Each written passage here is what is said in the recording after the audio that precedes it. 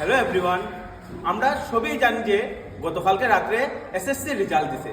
তে আমরা স্কুলে রূপক স্যার এখন হয়ে গেছেন এসএসবি রূপক চক্রবর্তী।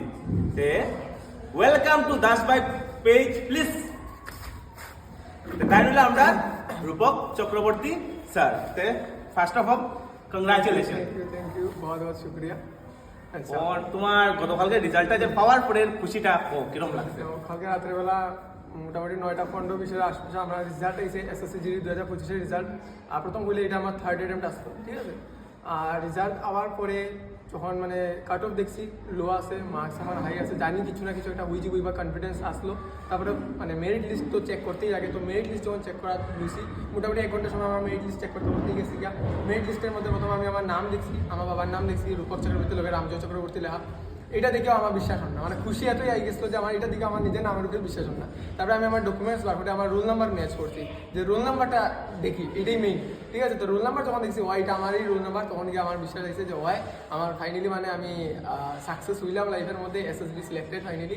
যেটা আমার ইচ্ছা আসলো, আমার ফার্স্ট প্রেফারেন্স আসলো এসএসবি, যে এসএসবির মধ্যে আমি সিলেক্ট হইতাম, এসএসবির বর্দি লাগাইতাম।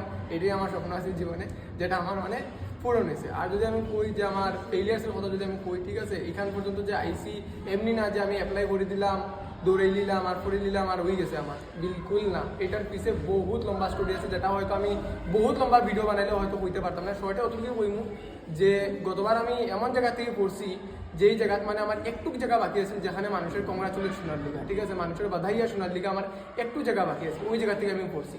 তারপরে উঠিয়া দাঁড়ানি আমাদেরকে খুব কষ্ট করা ছিল, লাগাতার 3 মাস আমি করতেই পারছিলাম না, এখনও মনে আছে আমার। তারপরে ওইগুলোই করিয়েই আবার উঠিয়া দাঁড়াইতে লাগছে, ঘরের কথা ভাবে, নিজের মা বাবার মুখ দেখিয়া, ঠিক আছে।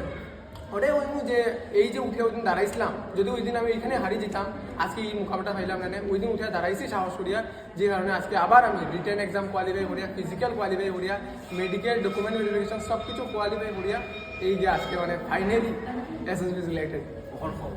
কালকে রেজাল্টটা দিছে, তখন তোমার বাবা আর মার আনন্দের কথাটা কিরকম কিনা করছে? মা লোক কান্দি দিছি, এটা সবাই জানাই আছে। মার মন, মা বাবার কান্দি দিছি যে মার টেনশন, এটা খুশি এটা না যে পুরো চাকরি পেয়েছে, ছেলে চাকরি পেয়েছে, এটার থেকে বেশি দুঃখ ওখানে মানানো লাগি গেছে মা, যে ছেলে এখন ঘর ছাড়িয়ে যাবে, ঠিক আছে। আর বাবা আসলে আমার কাজে বাইরে আসলো, খালাইনি আসলো, যেমনি খবর পাইছে যে রেজাল্ট আমার আউট হয়েছে আর আমি এসএসবি সিলেক্টেড হয়ে গেছি, সিলেকশন হয়ে গেছে আমার ফাইনালি।